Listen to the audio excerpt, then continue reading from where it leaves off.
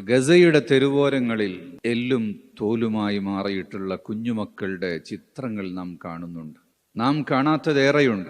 എല്ലും തോലുമായി കിടക്കുന്ന പേക്കോലങ്ങൾ എന്ന് പറയുന്ന ആ മനുഷ്യ ശരീരത്തിലേക്കാണ് ബോംബുകൾ തുളച്ചു കയറുന്നത്. ടാങ്കുകളുമായി കരസേന ആഞ്ഞടിക്കുന്നത് സാധാരണ പൗരന്മാർക്കു നേരെയാണ്.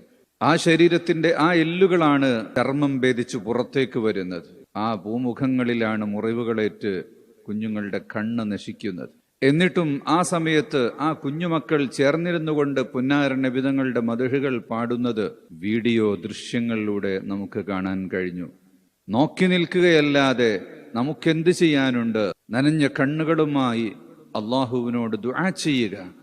ഭൂമിയിൽ നടക്കുന്ന സംഭവങ്ങൾ അഖിലവും അള്ളാഹുവിന്റെ തീരുമാനപ്രകാരമാണ്. കണ്ണിൽ ചോരയില്ലാത്ത സിയോണിസ്റ്റ് യഹൂദ കണ്ണുകൾക്ക് ഏറ്റവും വലിയ പ്രഹരമായത് അവരുടെ ഉൽപ്പന്നങ്ങൾ ലോകത്ത് ബോയ്ക്കോട്ട് ചെയ്യപ്പെട്ടതാണ്. മനുഷ്യൻ അടിമയായി മാറിയിട്ടുള്ള കാർബോണിക് പാനീയങ്ങളുടെയും ചോക്ലേറ്റുകളുടെയും അതുപോലെയുള്ള മനുഷ്യൻ നിത്യമായി ഉപയോഗിച്ചുകൊണ്ടിരിക്കുന്ന വസ്തുക്കളാണ് സിയോണിസ്റ്റുകൾ ലോകത്ത് ഉൽപ്പാദിപ്പിച്ചിട്ടുള്ളത്.